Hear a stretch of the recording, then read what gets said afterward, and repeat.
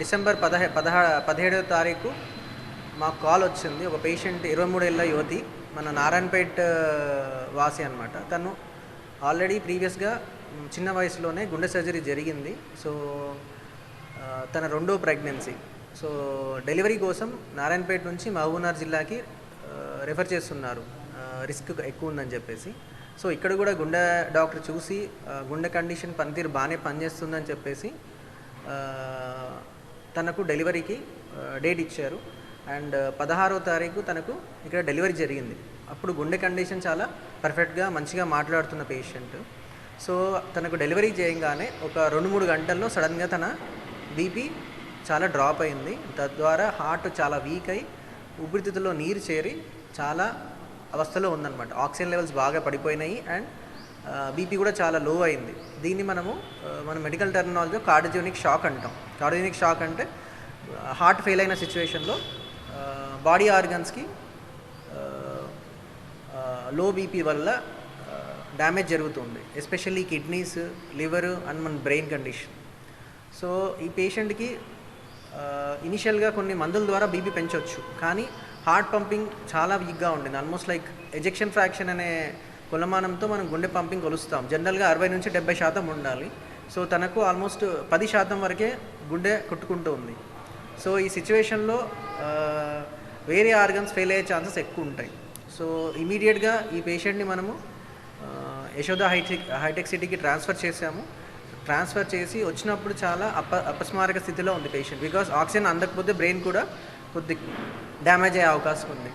So మనం multidisciplinary team approach ద్వారా critical care team, గుండె వ్యాధి నిపుణులు, vascular surgeon and emergency physician వీళ్ళంతా కోఆర్డినేషన్తో సో ఈ పేషెంట్ని ఫర్దర్గా మనం కాపాడాలంటే ఉన్న ఒకే ఒక ఛాన్స్ ఎక్మో అనే మెషిన్.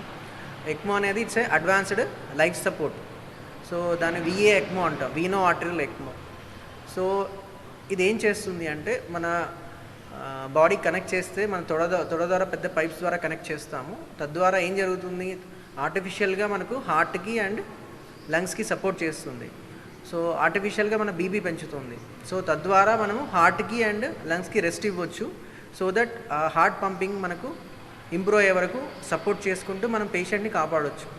సో ప్రెగ్నెన్సీ రిలేటెడ్ ఎందుకు వచ్చింది ఈ కండిషన్ అంటే, జనరల్గా దీన్ని పెరిపార్టమ్ ఆర్ పోస్ట్ పార్టమ్ కార్డియోమయోపతి అంటాం. సో మన ఇండియాలో ప్రెగ్నెన్సీస్ ఏవైతే డెలివరీస్ అవుతుందో 1000 డెలివరీస్లో ఆల్మోస్ట్ 9-10% మందికి ఈ కండిషన్ వచ్చే అవకాశం ఉంది. అందుకే దీనికి కొద్దిగా రేర్ అంటాము. అండ్ ఎస్పెషల్లీ ఇండియన్ సినారియోస్లో కంపేర్ టు వెస్టర్న్ డేటా, మన ఇండియన్ సినారియోలో ఈ పెరిపార్టమ్ కార్డియోమయోపతి అనేది వెరీ కామన్. బికాస్ మన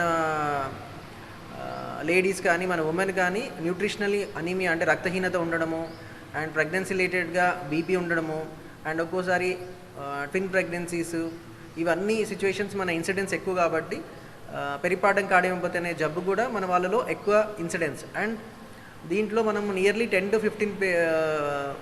మందిలో ఒక 10-15% ఆఫ్ ద పేషెంట్స్ చనిపోయే అవకాశం ఉంది. దాన్ని మోర్టాలిటీ రేట్ అంటాం. సో ఇట్లాంటి బ్యాడ్ సిచ్యువేషన్లో మన పేషెంట్ యశోద హాస్పిటల్ హైటెక్ సిటీకి వచ్చారు. మన ఎమర్జెన్సీలోనే పేషెంట్ ఫ్యామిలీకి కానీ వాళ్ళ అటెండర్స్ కానీ అన్నీ కౌన్సిల్ చేసి వాళ్ళ సపోర్ట్తో మనం ఇమీడియట్గా వితిన్ వచ్చిన 1 గంట సేపట్లో మనము ఎక్మో మెషిన్ కనెక్ట్ చేసాము. సో ఎక్మో మెషిన్ కనెక్ట్ చేసిన తర్వాత స్లోగా మనకు బాడీలో యాసిడ్ లెవెల్స్ ఇంప్రూవ్ అవ్వడం స్టార్ట్ అయ్యాయి. కిడ్నీ కూడా స్లోగా యూరిన్ జనరేట్ చేయడం స్టార్ట్ చేసింది. అట్లాగే లివర్ ఫెయిల్యూర్ కూడా over a period of time తగ్గుతూ ఉంది. సో ఆల్మోస్ట్ 17వ తారీఖు మనము తనకి ఎక్మో మెషిన్ కనెక్ట్ చేసాం డిసెంబర్లో. అండ్ స్లోగా మనము ఇంప్రూవ్మెంట్ చూస్తూ వచ్చాం. అంటే ఆల్మోస్ట్ చనిపోతే స్థాయి నుంచి స్లోగా ఆర్గన్స్ ఇంప్రూవ్మెంట్ అంతా చూసుకుంటూ వచ్చాము. సో సుమారుగా 5 రోజుల తర్వాత మనకు సొంతంగా బీపీ మెయింటైన్ చేయడం స్టార్ట్ చేసింది పేషెంట్.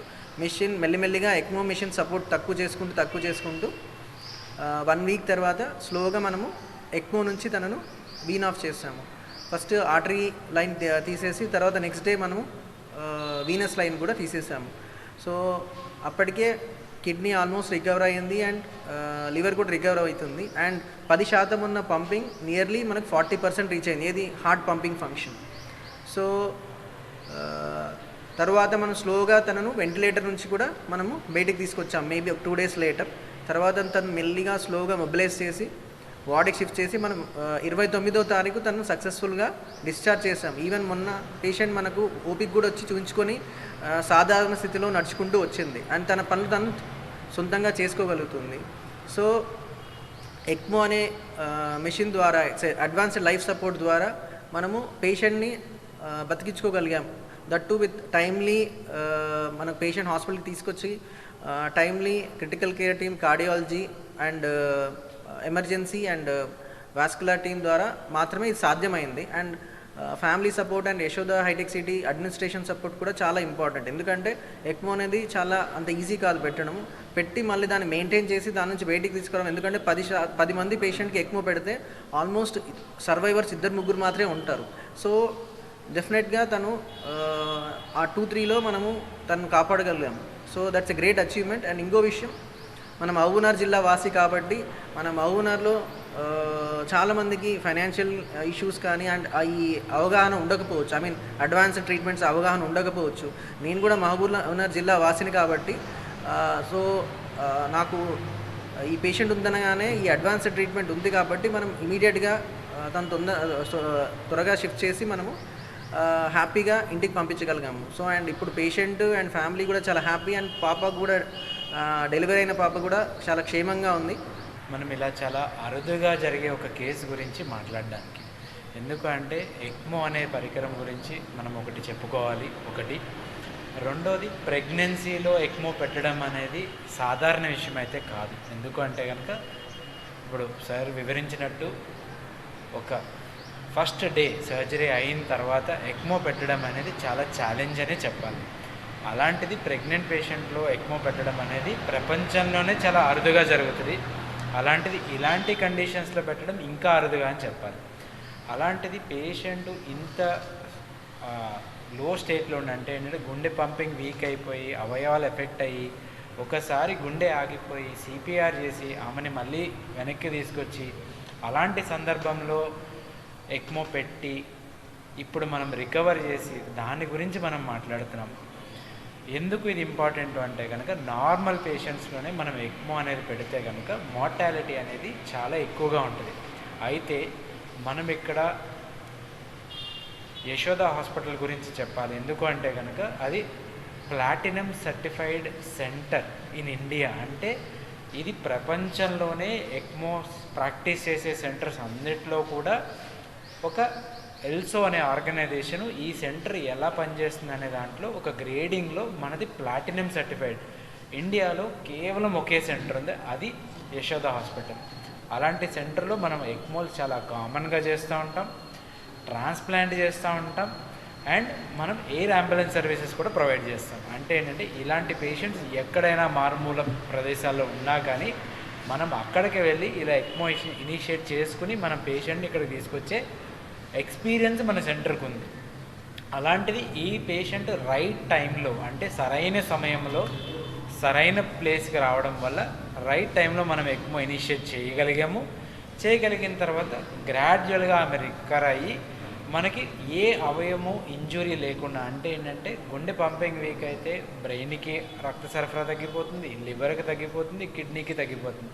అలాంటిది వేరే ఆర్గాన్ సపోర్ట్స్ అవసరం లేకుండా ఇప్పుడు తనంతట తన పని చేసుకునేలాగా మనం రికవర్ అయ్యింది అంటే కనుక దట్ ఈస్ చాలా గొప్ప విషయం అనే చెప్పాలి. ఒకటి.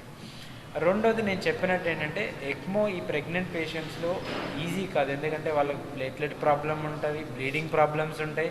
అలాంటిది ఏ బ్లీడింగ్ కాంప్లికేషన్ లేకుండా మనం ఎక్మో పెట్టి జాగ్రత్తగా అది 7 రోజుల్లో మనం ఎక్మో తీయగలిగి 12 రోజుల్లో పేషెంట్ డిశ్చార్జ్ చేయగలిగి ఫాలోఅప్లో పేషెంట్ నడుచుకుంటూ వస్తుందంటే అది చాలా అరుదుగా జరిగేది, చాలా గొప్ప విషయం అనే అనాలి. ఇంకొకటి ఏంటి అంటే కనుక ఈ ఎక్మో మనకి ఎందుకు చేయగలుగుతున్నాం అంటే కనుక మనం ఇలాంటి పేషెంట్స్ చాలానే చూసాము, చాలానే ట్రీట్ చేసాం కాబట్టి మనం ఇవి చేయగలుగుతున్నాం. అండ్ ఇంకొకటి, ప్రజల్లో అవగాహన ఉండదు. అంటే వెంటిలేటర్ పెడితే పేషెంట్ ఇంకేముండదు, లేదా ఎక్మో పెడితే పేషెంట్ సర్వైవ్ అయ్యే ఛాన్స్ తక్కువ ఉంటుంది. బట్ రైట్ టైంలో కరెక్ట్గా మనం గుండెని ఊపిరితిత్తుని సపోర్ట్ చేయగలిగితే అది రివర్స్ అయితే కనుక డెఫినెట్గా మనం ఇలాంటి రిజల్ట్స్ డెఫినెట్గా చూడొచ్చు.